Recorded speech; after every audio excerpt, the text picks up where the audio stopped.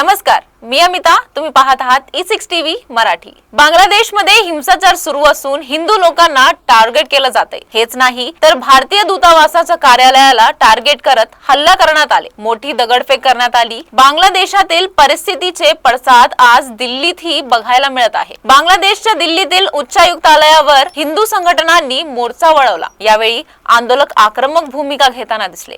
मोठी सुरक्षा या ठिकाणी वाढवण्यात आली. बांगलादेशातील भारतीय दूतावासाच्या कार्यालयाबाहेरही मोठा बंदोबस्त बघायला मिळतोय. दिल्लीतील बांगलादेशी उच्चायुक्तालयाबाहेर अशांतता पसरली आहे. यावेळी आंदोलक आक्रमक भूमिका घेताना दिसले. मोठी सुरक्षा या ठिकाणी वाढवण्यात आली. बांगलादेशातील भारतीय दूतावासाच्या कार्यालयाबाहेरही मोठा बंदोबस्त बघायला मिळतोय. दिल्लीतील बांगलादेशी उच्चायुक्तालयाबाहेरही अशांतता पसरलेली आहे.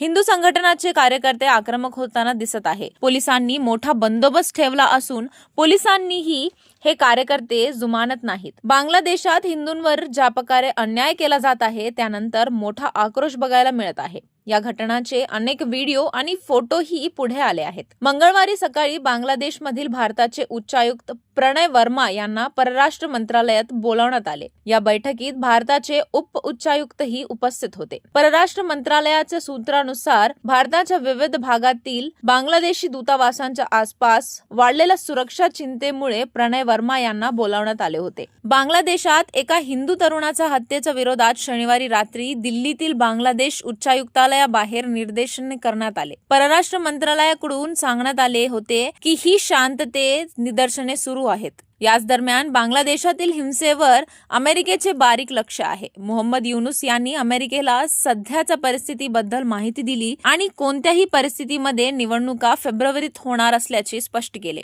भारत देखील बांगलादेशातील सध्याच्या परिस्थितीमध्ये अलर्ट मोडवर आहे. भारताच्या शेजारी देशांमध्ये मोठी अस्थिरता सध्या बघायला मिळत आहे. बांगलादेशाने यापूर्वीच पाकिस्तानला हाताशी धरून थेट अमेरिकेचे पास पकडले आहेत. बांगलादेशाने यापूर्वीच पाकिस्तानला हाताशी धरून थेट अमेरिकेचे पास पकडले आहेत. आता अमेरिका बांगलादेशातला नक्की किती साथ देते हे देखील बघण्यासारखे ठरणार आहे.